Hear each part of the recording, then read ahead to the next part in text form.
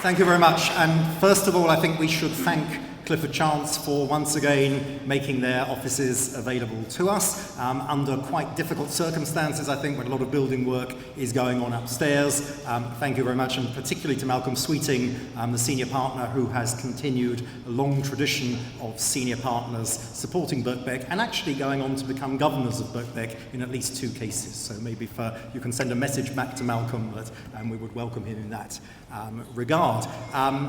Birkbeck is 192 years old. So for those of you with quick mathematical skills, that means it is 8 years to the 200th anniversary of Birkbeck in 2023.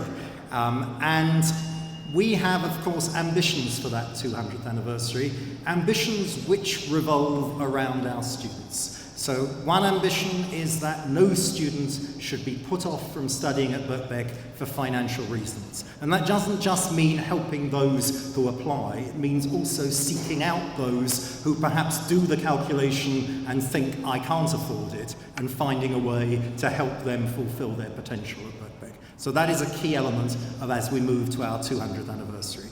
It's also, of course, about providing the very best experience for our students. And so in addition, as has already been said, in addition to donors, we are also very grateful to our volunteers who mentor students and give something back in a different way. A little bit later, we will hear from a donor, we'll hear from a bursary recipient, and we'll also hear from a volunteer who was inspired last year to volunteer. So there's a challenge there for those who are not already participating in that. As well as providing that sort of support, we want to provide the very best facilities for our students. So we are going to have a program of trying to ensure that as we move to the 200th anniversary, every student will be taught on Birkbeck premises or premises that Birkbeck has exclusive use of in the evenings as part of the partnership arrangement. That is not a trivial task. Many of our students, as you know, will have studied in venues in which we don't have control. Venues where they and their lecturer are locked in by the porter leaving and going home at 7:30.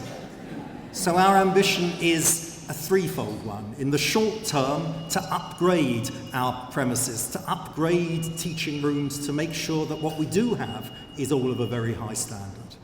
In the medium term, we have acquired a new building on the Euston Road. You can see it, it's called Cambridge House. It's a former car showroom, not a former used car showroom, which we will adapt to use by moving colleagues out of the central Birkbeck and enhancing teaching facilities at the centre of Birkbeck.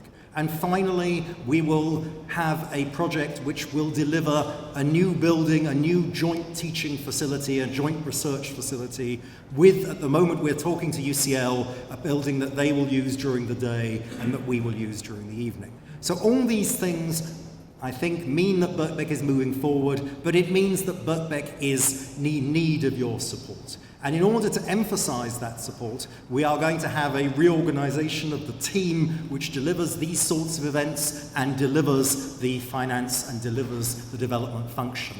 It's caused by a sad event for us and a happy event for Tricia King, who you will hear from later, the Director of External Relations, who is going on to a new position as International Vice President of CASE. She can explain to you better than I can what CASE is, so I'm not going to attempt to do that. Suffice it to say, it is a major international position which will, I think, allow her even more to fulfill her undoubted talents. As part of the reorganisation then, inspired or caused by Tricia's departure, we will promote Jonah Duffin, the Deputy Director of External Relations, to be Director of External Relations, but we will set up a new Directorate of Development and Alumni Relations under Chris Murphy, who is currently part of External Relations, and that is a mark of our confidence in what he and his team are going to deliver as we move towards the 200th anniversary. So I ask you to work together with the team and to help us in any way that is feasible, whether it's volunteering, whether it's financial,